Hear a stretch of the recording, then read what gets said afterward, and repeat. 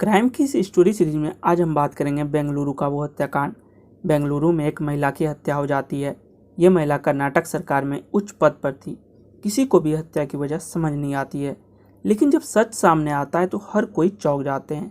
बस एक छोटी सी बात पर महिला अधिकारी को मौत का घाट उतार दिया जाता है। आगे बढ़ने से पहले अगर आपने क्राइम की स्टोरी चैनल को लाइक करके सब्सक्राइब नहीं किया है, प्लीज़ ज़रूर कर दें, क्योंकि यह बिल्कुल फ्री होता है। बेंगलुरु में एक मर्डर केस ने सनसनी मचा दी थी। एक महिला अधिकारी का मर्डर चाकू घोंपकर कर दिया जाता है। मौत का घाट उतारने के बाद इस महिला की पहचान प्रतिमा नाम से होती है। प्रतिमा बेंगलुरु में रहती थी और कर्नाटक गवर्नमेंट में एक अच्छी अधिकारी थी। वो एक फेमस जियोलॉजिस्ट थी। उन्होंने अपनी पहचान एक बेहद ही ईमानदार ऑफिसर के रूप में बनाई। हर कोई इसके काम से बिल्कुल भी अच्छी तरह से वाकिफ़ थे, क्योंकि वह हर काम परफेक्ट किया करती थी। ऑफिस का हर आदमी काफ़ी रिस्पेक्ट करते थे। किसी को यह समझ नहीं आ रहा था कि प्रतिमा का दुश्मन आखिर कौन हो सकता है, क्योंकि बेहद ही शालीन और समझदार थी प्रतिमा की दुश्मनी का किसी से सवाल ही नहीं होता था।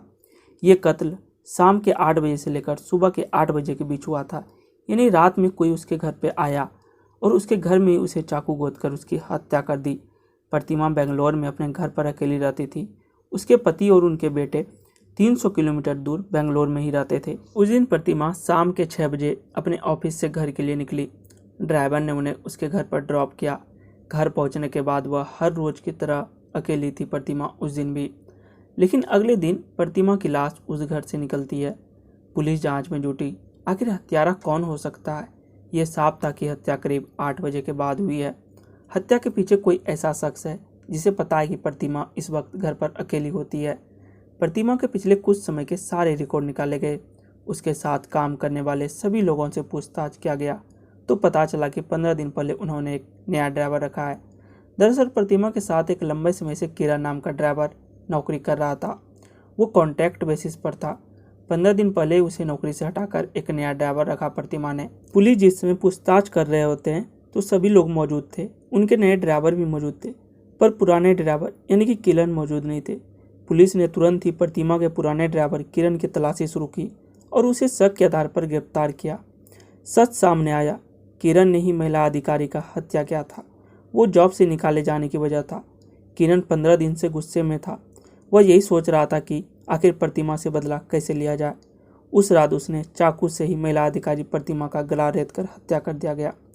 वो जानता था कि इस समय प्रतिमा घर पर अकेली रहती है।